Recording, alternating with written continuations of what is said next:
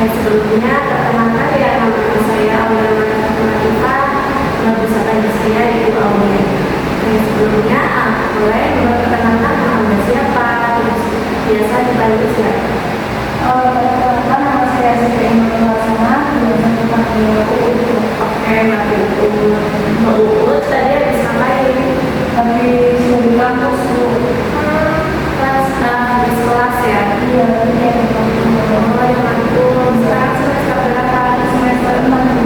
Oh, semester 6. Lagi banyak tugas ya? Iya Bu. Banyak banget. Habis skripsian juga? Iya, benar. Iya, ya memang semester 6 ini lagi banyak tugas, dan juga lagi skripsian juga ya Mbak ya? Oke, baik. Sebelum memulai sesi konsultasi ini, saya ingin bertanya terlebih dahulu, apakah Mbak datang kemari atas keinginan sendiri? Iya, atas keinginan saya sendiri langsung. Baik, karena Bu Uut datang kemari atas keinginan sendiri, berarti Bu Uut datang ke sini atas kesukarelaan ya dari Bu Uut tanpa ada paksaan. Oke, baik, karena Bu Uut tadi datang secara sukarela, mari kita lakukan sesi konseling hari ini. Saya akan jelaskan sedikit sesi konseling hari ini. Untuk sesi konseling hari ini itu durasinya sekitar 15 sampai 20 menit. Oke, Mbak setuju? Setuju. Oke, untuk konseling itu bersifat rahasia ya. Jadi selama sesi konseling hari ini berlangsung, itu dijamin kerahasiaannya tidak disebar luaskan ke pihak manapun. Dan Mbak Uut nantinya itu bisa bercerita secara sukarela tanpa adanya paksaan. Terus nanti juga Mbak Uut bisa bercerita tanpa saya itu menghakimi benar atau salah. Jadi Mbak Uut bisa bercerita tanpa adanya paksaan dan tanpa adanya takut untuk dicap benar atau salah. Oke Mbak Uut? Bisa dimulai sekarang. Bisa Bu. Oke Mbak Uut, datang ke sini berarti ada yang ingin diceritakan ya? Oke, bisa diceritakan sekarang Mbak Uut ingin bercerita apa? Saya itu sebenarnya kesini kayak karena perasaan capek kayak gitu. Bisa diceritakan capek ini capek secara fisik atau mungkin secara mental atau pikiran? Campur sih Bu, kayak ada capek kuliah, capek kerja, terus pikiran juga rasanya kayak penuh buat gitu. Oke, jadi Mbak Uut ini capek fisik juga, capek mental, pikiran ya, karena Mbak Uut ini kuliah semester 6. Mbak Uut juga bekerja ya. Oke, kalau boleh tahu Mbak Uut ini bekerja dari kapan ya Mbak Uut? Saya kerja dari semester 3 kayaknya Bu. Akhir terus 3 sampai sekarang. Kurang lebih 1,5 tahun ya Bu ya, tahunnya. Iya. Oke, Mbak Uut jadi merasa capek ya karena bekerja terus juga kuliah dan Mbak Uut merasa capek fisik maupun capek pikiran ya. Oke, Mbak Uut ini memutuskan bekerja dari semester 2 ya tadi ya. Mbak Uut mengapa ingin bekerja sambil kuliah? Karena orang tua memang nggak mampu biayain kuliah.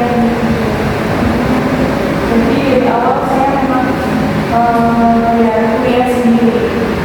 Jadi dari awal Mbak Uut itu sudah membayar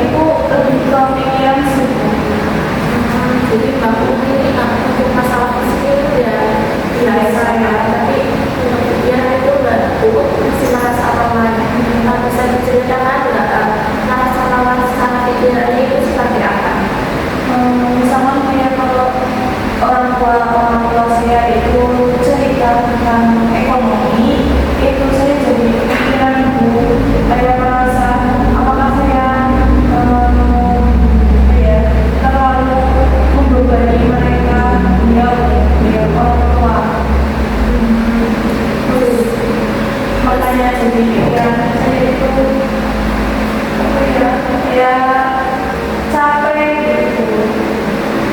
Jadi ketika orang tua Mbak Ut ini bercerita tentang kondisi ekonomi keluarganya, Mbak Ut ini merasa capek ya secara pikiran, karena di sisi lain Mbak Ut ini masih kuliah dan juga Mbak Ut harus bekerja untuk memenuhi atau membiayai Mbak Ut untuk membayar kuliahnya. Oke, terus apa sih yang muncul ketika orang tua itu bercerita tentang kondisi ekonomi Mbak Ut? Ketika saya mendengar cerita itu ya, saya itu jadi kayak muncul pikiran-pikiran yang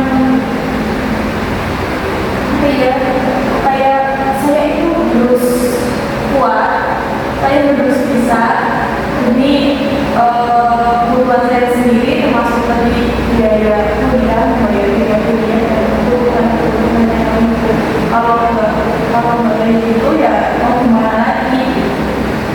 Baik, saya memahami perasaan Mbak Ut ya.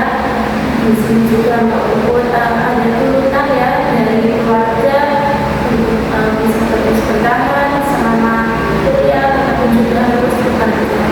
Mungkin Mbak Ut ini bisa diceritakan lebih detail lagi, mungkin perasaan yang paling muncul ketika Mbak Ut merasa lelah. Kayak tadi aku yang merasa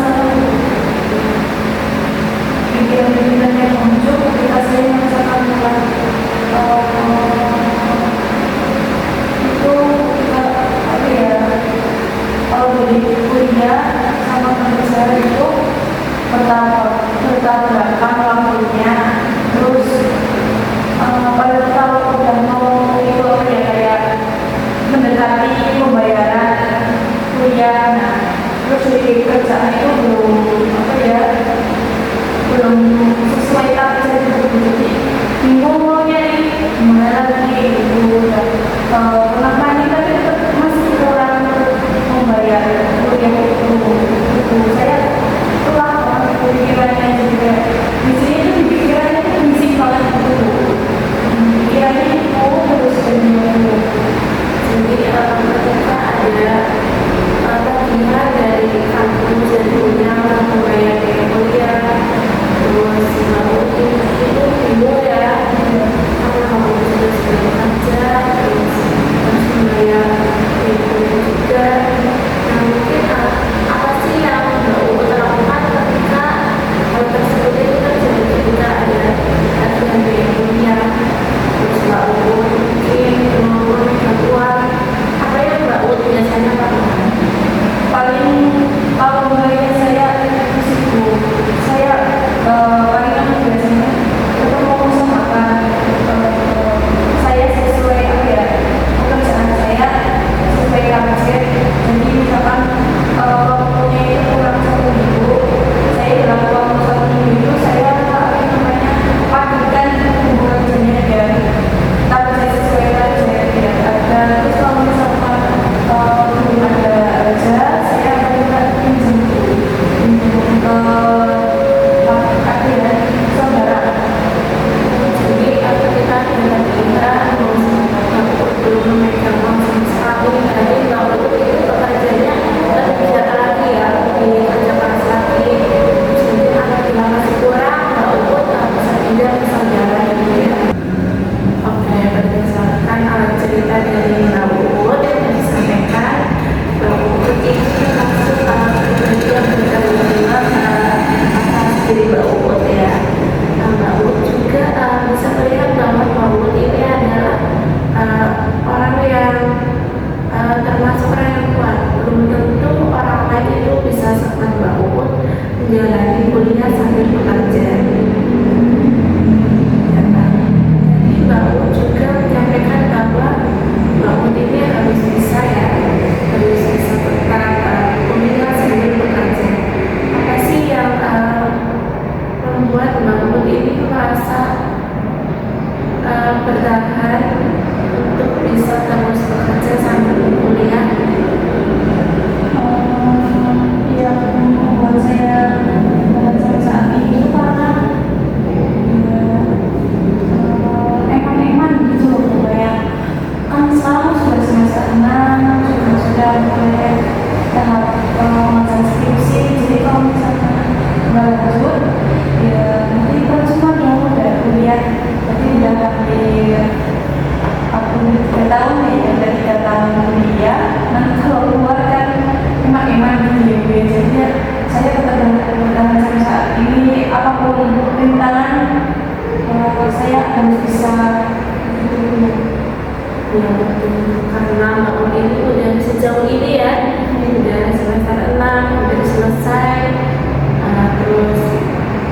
bahwa menjalani itu semua hingga sekarang, Mbak pernah nggak sih merasa capek atau merasa mungkin ingin seperti teman-teman yang lain, yaitu di kuliah mungkin bisa langsung main ataupun bisa langsung pulang tanpa bisa memikirkan untuk bekerja?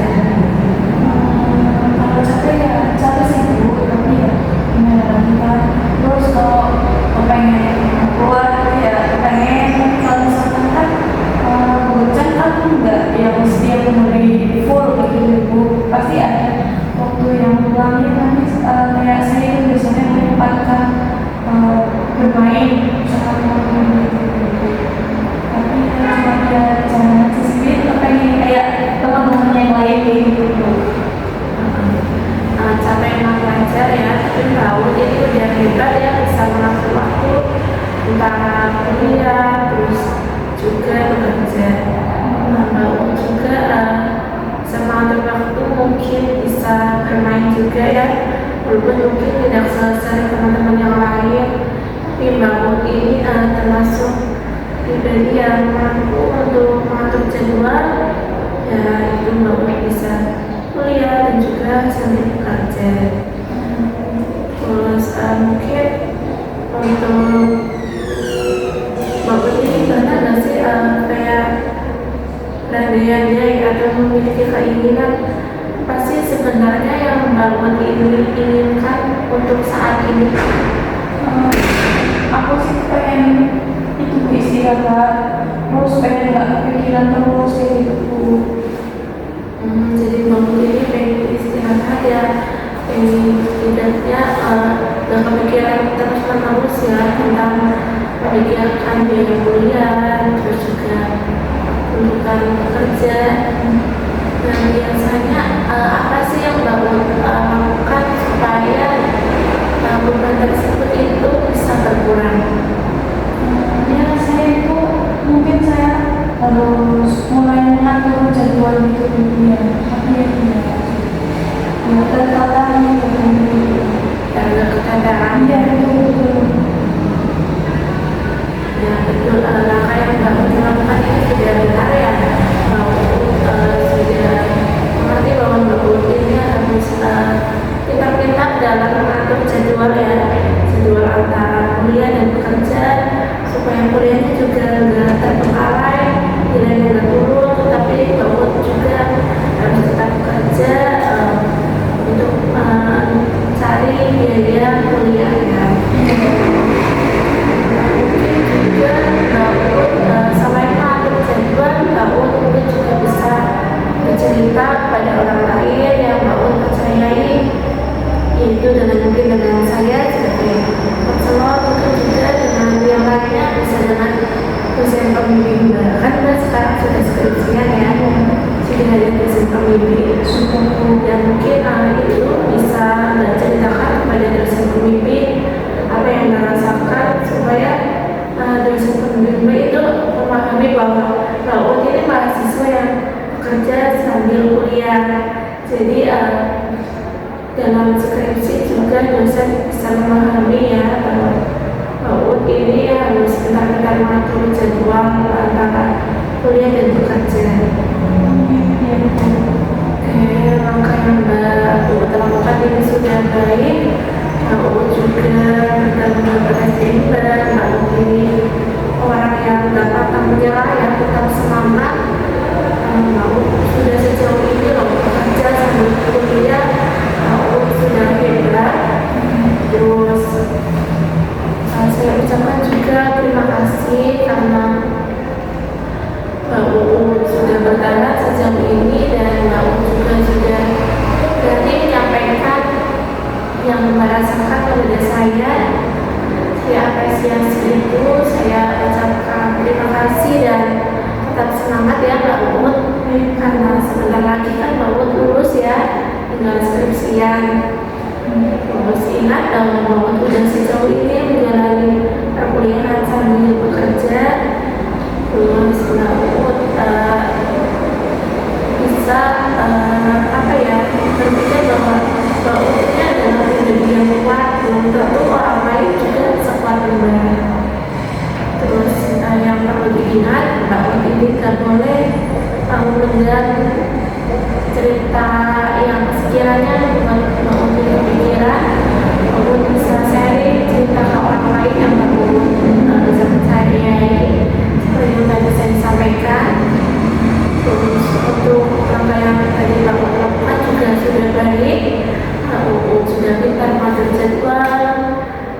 juga sudah berani bercerita kepada saya. Terus bagaimana Mbak perasaannya setelah melakukan sesi konseling ini? Mbak sudah bercerita kepada saya, apa sih yang Mbak rasakan? Saya lakukan saat ini jauh lebih lega sih dari juga. Oh iya, ternyata emang seperti itu Pak pelajaran. Jadi capek untuk istirahat yang ditinggalkan gitu. Makasih banget Ibu untuk waktunya saya cerita sebelum mendengarkan dan dari motivasi Ibu yang selalu motivasi saya itu sangat baik banget buat saya jadi lebih lega, lebih percaya diri dan juga saya harus lebih tetap semangat gitu. Yang mungkin untuk kedepannya apabila Mbak Uun itu merasa lelah, merasa capek atau merasa membutuhkan cerita lagi, Mbak Uun bisa datang kemari untuk bercerita lagi seperti ini. Mbak Uun bisa datang kapanpun. Apabila Mbak Uun membutuhkan, silakan datang saja ke sini. Saya siap selalu mendengarkan apapun yang Mbak Uun sampaikan. Gitu, siap. Untuk sesi konseling hari ini mungkin sudah dicukupkan. Kurang lebihnya saya juga mohon maaf nih apabila ada pertanyaan yang menyinggung hati Mbak Uun. Saya juga mohon maaf. Semoga sesi konseling hari ini bermanfaat. Sudah ya, saya cukupkan. Sekian. Terima kasih ya Mbak Uun sudah berani menyampaikan apapun yang Mbak Uun rasakan.